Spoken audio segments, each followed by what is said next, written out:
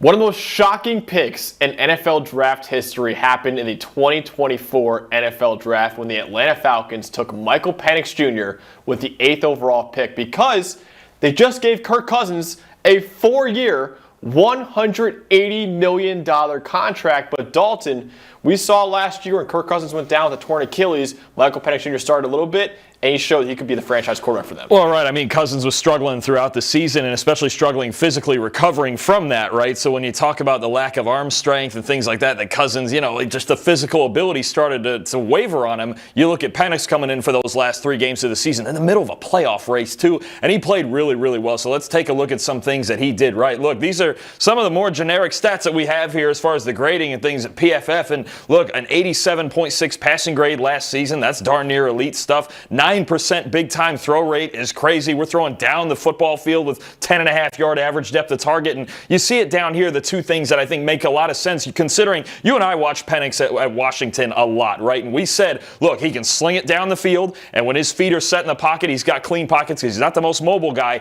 He can really make things happen. Every stat you see on the screen here, had he played enough snaps to qualify last year, would have been in the top 4 in the NFL. Wow. That's how good he was, at least in a small sample. So when you talk about throwing the football downfield and operating from the pocket, Penix, at least in that sample, was as good as anybody in that stretch those last 3 weeks. So let's show some plays from Michael Penix Jr. during that stretch where he started a few games for Atlanta and why you think you could be one of the top quarterbacks in the NFL eventually. So the first thing that gets fun here is Penix. Look, what you have when you watch him is elite arm strength. I'm talking a top 5 or 6 just pure arm in football when it comes to velocity and distance, right? You talk about probably Josh Allen and Justin Herbert being the standards. I don't know that Penix is very far behind that, at least when he gets his feet set. So let's show first play here. This is against the Washington Commanders. It's week 17. It's a huge game in the playoff race. And what you're going to get, sometimes when you got that big arm, you got to get a little arrogant with it and have a little fun. So here's what's going to happen. You're going to get down at the bottom of the screen. We're 4-by-1. You're going to get a flat from the inside guy there. Number 3, the big one here, and that's where we're going. He's going to split. This is going to be a cover 2 defense. These safeties are going to split back here, and Bobby Wagner is going to try to run the seam with that player. Out here, we got a corner. We got kind of a scissor concept going. Drake London's coming underneath it. But this is the spot where we're going to be looking to get to if you're Michael Penix. Now, of course, Bobby Wagner, real experience, future Hall of Famer. He knows what he has to do. Get up the seam here. Let's go to the next shot. Now, you see this starting to develop. Here's the 2 safeties breaking deep half, especially this one here has to respect all 3 of these guys vertically.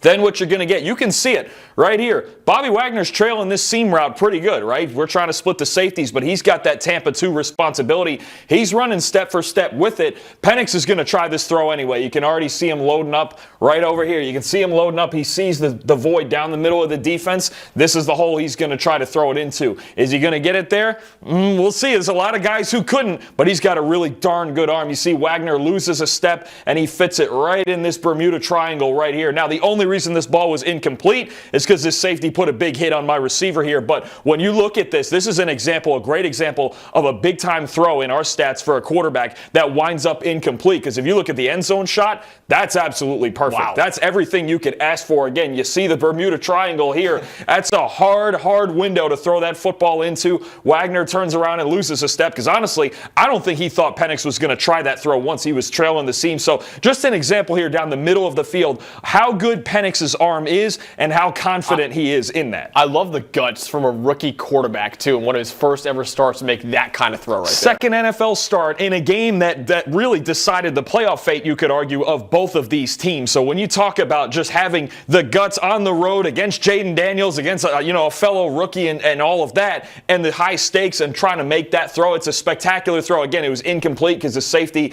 jarred it loose, but I'll tell you what, you're going to see more of this from Penix with the big arm. Let's go later in this game.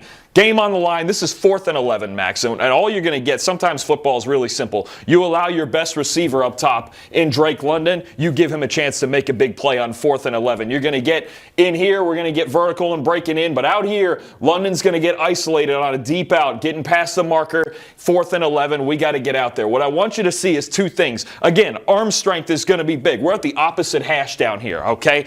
They always talk about that. Can you complete that deep out to the opposite hash? Do you have a big enough arm for that? If you don't, then we got to kind of work around you a little bit. Penix certainly has a big enough arm, and what we're going to see, this next slide, what I want you to see, we're winding up Penix is seeing, okay, single high, I've got a one-on-one. Yeah, it's cover 3, it's zone coverage, but I've got my one-on-one up here with one of the best receivers in football in Drake London. He's looking that way already. And this next one, what I want you to see, he's already winding up. This ball is gone. Look, here's Penix releasing. Here's the football. This ball is gone. Drake London is nowhere near out of his break yet. Not even close. So not only the arm strength to get it to the opposite hash where we're going to throw it out in this space out here, but you're talking about the level of trust. That's one of the things that jumped out at me, the level of trust that he already has in Drake London. On 3rd and 4th down, Max, Drake London had a 40% threat percentage. That's where he was going in big spots. This is 4th and 11 with the game on the line, and this ball is already gone with London not even out of his break, anticipating and getting the ball, not just trusting his arm to get the ball there,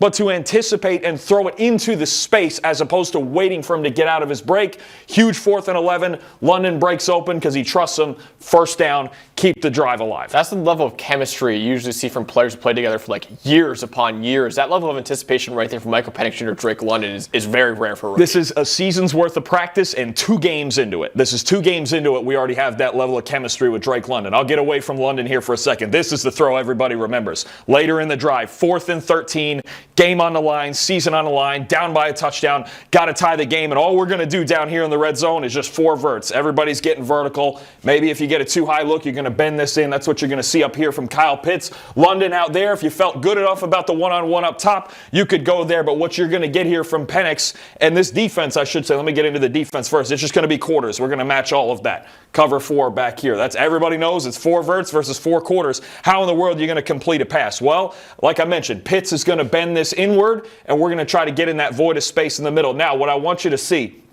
and I want to switch to the end zone shot here. Penix's eyes, okay, the first place his eyes actually go here is Bobby Wagner, okay? He knows that this window, this is the window that needs to stay open if Kyle Pitts is going to bend this in and complete this pass.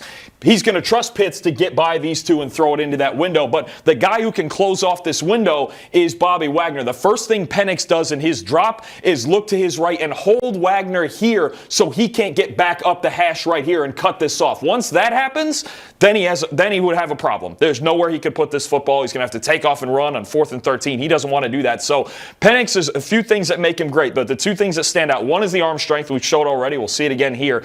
2 is his ability, we're going to show it a couple of times, to manipulate defenders with his eyes. Again, Hall of Famer. This is Bobby Wagner. He's seen everything there is to see over, 15 years on a football field, and he still has to hold because Penix has hold him. Now, flip this back over. This is maybe half a second later. He holds him just enough. Wagner stays in here. And look when he releases this football. Okay, this football's out of his hand, and we're not separated yet. We're anticipating getting it into this window, and we got to fire this thing in there because this a safety bearing down on Kyle Pitts, and he finds a way to do it, to fit it into that. That's still not a big window by any means. This is the only amount of space that he had to work with, but it's the combination of his eyes holding Wagner, keeping this side of the window open, that allows him to make this throw. So when you talk about the combination of arm strength and anticipation, that's what you're getting at. Again, I want to show you again. We got 2 more examples. One of them, this is a fun one, because now you're talking about not only manipulating defenders,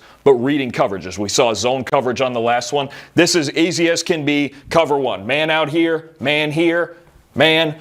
Darnell Mooney's coming in motion. That's a big one that if he wasn't sure if it was man coverage, this follow right here from Deonte Banks, that tells you it's man coverage across the board. Now, the big one I want you to see actually, even though we're going to throw this ball to the outside and into a slant here, what's going to happen? We're going to get kind of this, and we're going to get a slant working under here.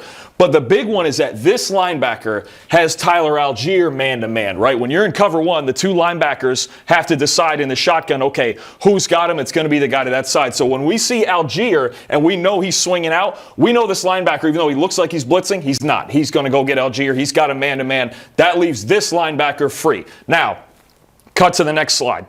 Same thing, when we see controlling linebackers. We've got Drake London's going to pin down on this little in route right here, but we're going to get Mooney coming back on the slant. You can see already that window is bigger to your side over there on that side, but he's got to hold the linebacker. He's got to hold him. I think this is one, again, like the last one, where I don't want to say predetermines the throw because he might still be reading back to London, but if you hold this linebacker knowing that the other one's going with the back, this is where the space opens up, right? Hold that linebacker. This is half a second later. This is how immediate this is. This is half a second later. He held him just enough because we know we trust Drake London. But if we look to him and we hold this linebacker, we can go right back the other way. You see Mooney coming in here. This is an explosive play. That's simple to keep windows open with your eyes. I'm going to go to one last one here. This is freaky. I'm going to tell you right now, this is freaky. When I watched this, I had to throw it in just to do it and break it down. All right, here's what you're going to have. Deep smash up top. This is a curl here. This is a corner here. We're going to get a little check down underneath it here. That's the side we're looking to. Now, the first place Penix is going to look, right? You're always looking at safeties in your drop. He's going to see this one. Right now, we're looking at too high. Maybe we're looking at cover 4 like we had before against Washington down on the goal line, okay? What's going to happen? You're going to get a rotation. He's coming down. This free safety's coming back. It's going to end up as cover 3. Changes the dynamic when you have this safety rolling and this safety coming back. Changes the whole dynamic of the defense. That's important to note, okay? In his drop, he's going to see this. Now, it sounds funny because we're going to throw the football to this side, but the important information he got first was this safety. That's the first place he looked. The safeties, there's an old saying when you're reading coverages. Cornerbacks lie. Safeties tell the truth.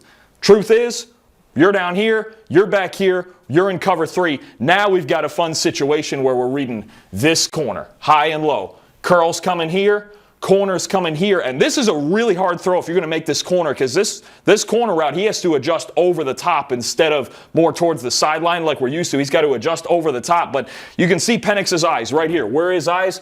This way, looking at this safety first. That'll tell him what the rest of the defense is doing. You get to this part now. This is ridiculous. Now he gets back to it. We're here. Maybe he could try to fit this in. Maybe he could try to, just take the check down and take what the defense gives him. But you know what? Let's have some fun. I've got maybe a top 5 arm in the NFL. Let's get this thing over the top here. And this is not by any means an easy throw, especially for the receiver to take this over his outside shoulder. Not easy at all. You got to bend this. This football has got to be a rocket all the way back here. A lot of times the corner route is here and you're getting more towards the sideline. This is an insanely hard throw to make. It's like a 60-yard throw, basically. It's where he's throwing it from. It is a ridiculous throw. And when we see where this ball lands, yeah, you're talking, look at that, 50, that's from where Penix was standing. That's 57 yards right there.